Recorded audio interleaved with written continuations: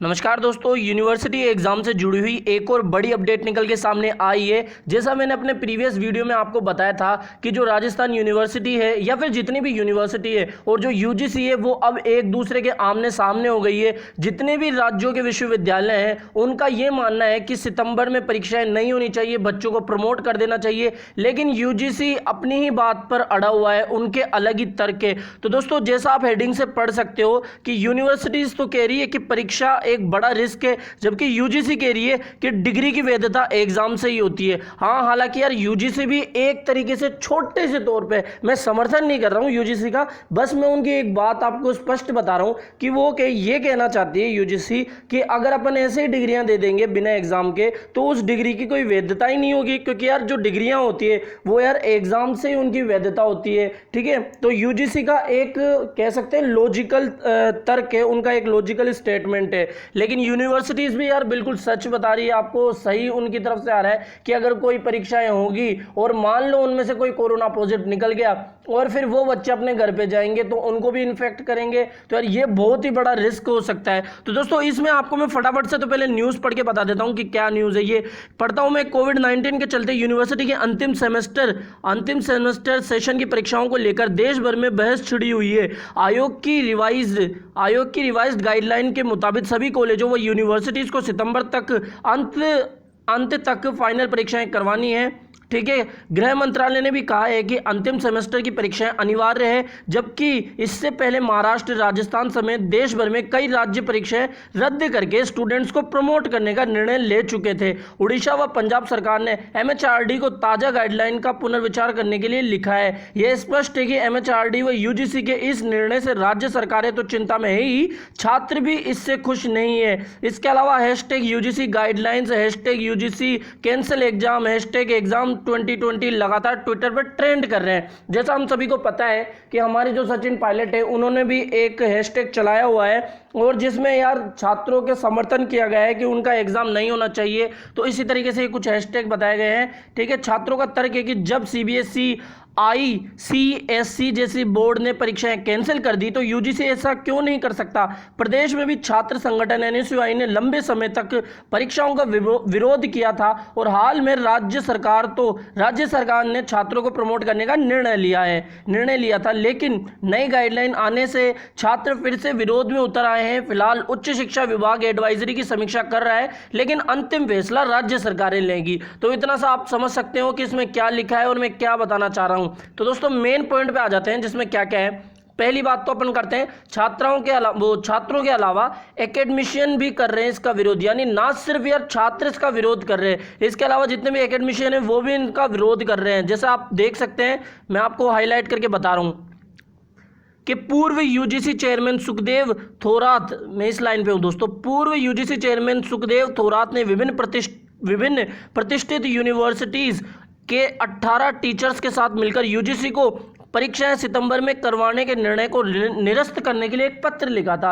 आप सीधा सा इसका मतलब समझ सकते हैं, इसमें कुछ समझाने की जरूरत आपको है नहीं। और सुझाव दिया था कि छात्रों को मूल्यांकन और उनकी पुरानी परफॉर्मेंस के आधार पर प्रमोट कर दिया जाए, यानी जो परफॉर्मेंस के आधार पर जो प्रमोशन होता है वो इन्होंने अपना बेस बताया था कि भाई इस आधार पर बच्चों को प्रमोट कर देना चाहिए। आगे बढ़ते हैं, इधर महाराष्ट्र सरकार ने भी सितंबर में परीक्षाएं करवाने में असमर्थता जाहिर की है। राजस्थान और पंजाब भी इस पक्ष में नहीं है। तो दोस्तों, इससे सिंपल आप समझ सकते हो कि कोई भी खुश नहीं है कि परीक्षाएं सितंबर में हो, कोई भी ये नहीं चाहता कि जो परीक्षाएं यूजीसी करवाना चाहता है वो हो। तो दोस्तों, एक और आपके लिए 2 इंपॉर्टेंट न्यूज़ है, जैसे ये ब्लॉक में है, क्यों बदली गई गाइडलाइंस। जैसा आप देख सकते हैं हेडिंग में, मैं आपको हेडिंग से बता देता हूं अगर कोई कंफ्यूजन हो रहा है तो। ठीक है, क्यों बदली गई गाइडलाइन, तो एक ऑफिशियल नोटिस के जरिए, मैं इस लाइन पे हूं दोस्तों, एक ऑफिशियल नोटिस के जरिए यूजीसी ने कहा कि कोरोना की वजह से पैदा हुई स्थिति को देखते हुए छात्रों की सेहत और सुरक्षा, समान अवसरों की रक्षा करना महत्वपूर्ण है। ठीक है, यानी उनकी जो गाइडलाइन बदली गई थी उसका ये रीजन था, वैश्विक स्तर पर अकादमिक विश्वसनीयता, करियर के अवसरों का सुनिश्चित करना अहम है। ठीक है, यूजीसी सचिव प्रोफेसर रजनीश जैन कह चुके हैं कि अगर परीक्षाएं नहीं कराई गई तो डिग्री की वैधता पर सवाल उठेंगे। बता दें कि परीक्षाएं करवाने के लिए मानव संसाधन विकास मंत्रालय हम यहाँ थे दोस्तों। ये थोड़ा सा टेक्निकल प्रॉब्लम हो जाता है तो उसको इग्नोर करा करो आप, ठीक है।